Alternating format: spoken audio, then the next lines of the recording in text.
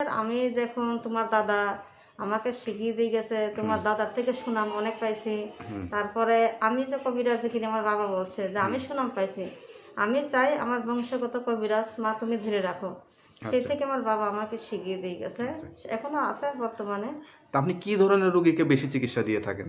আমি বেশিরভাগ দেই স্বামী স্ত্রীর অমিল, পারিবারিক সমস্যা, কোনো শুভ কাজে বিয়ে বন্ধ করা বা বিয়ে হচ্ছে না তাদেরকে আমি আল্লাহর রহমতে কাজ করে দেই।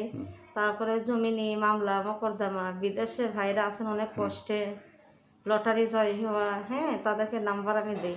অনেকে ধরেন প্রেম ভালোবাসায় ব্যর্থ হয়ে যায়, তাদেরকে আরেক জায়গায় বিয়ে হয়ে যায়, তারা কাছে পাওয়ার জন্য অনেকে কবিরাজের কাছে ছোটে বা যোগাযোগ করে অনেক ক্ষেত্রে প্রতারিত হয়। তো এই ক্ষেত্রে তাদের উদ্দেশ্যে আপনি কি বলবেন? আমি তাদের উদ্দেশ্যে এই কথাই বলি, যারা বই পড়ে তান্ত্রিক হয়েছে তাদের কাছে উপকার, তাদের কাছে যদি আপনারা তদবির নেন তাহলে তারা উপকার পাবেন না। আর আমাদের মতো বড় বড় তান্ত্রিকের কাছে আপনারা যদি আসেন আল্লাহর রহমত অবশ্যই আপনারা উপকার পাবেন। আমি তাদের হাত থেকে সবসময় সাবধান থাকতে বলি যে প্রতারক কবিরাজের হাত থেকে আপনারা সাবধান থাকবেন। ম্যাক্সিমাম সময় দেখা যায় যে পুরুষরা এই ধরনের কবিরাজি চিকিৎসার সাথে জড়িত।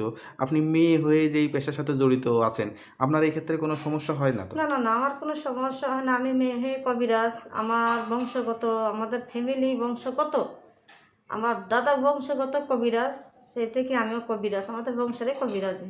আপনার দেশের বাড়ি কোথায়, ঠিকানা কোথায়? আমার দেশের বাড়ি এখন আসাম, আসাম কামরূপ কামাখ্যা, ওইখানে আমার বাসা ছিল। তো আমি 14 বছর আসাম কামাখ্যা থেকে প্রশিক্ষণ নিয়ে আসছেন? হ্যাঁ, ওইখান থেকে আমার শিক্ষাগত জীবন। আচ্ছা আচ্ছা। তা যারা দেখবে তাদের উদ্দেশ্যে আর কি বলতে চান?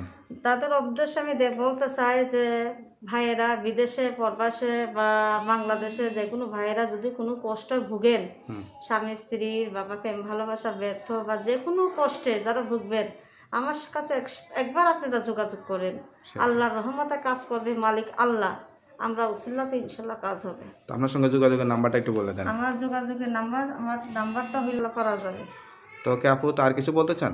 আর কিছু বলতে চাই মানে কি, যে কেউ যদি কোনো অসুবিধা থাকেন, কষ্টে থাকেন বা কোনো কবিরাজ দেখে ফল পাইতেছেন না, শুধু একটাবার আমার সাথে যোগাযোগ করবেন। আল্লাহ রহমতে ইনশাল্লাহ তার কাজ করে দেবো। তার কাজের পরে আপনি আমার খুশি করে, তারা খুশি করে আমাকে। তো ওকে আপু, ভালো থাকেন, দোয়া করি আপনার এই পেশায় মানুষ আরও উপকৃত হোক, সেই দোয়াই করি। আসসালামু আলাইকুম। ওয়ালাইকুম আসসালাম।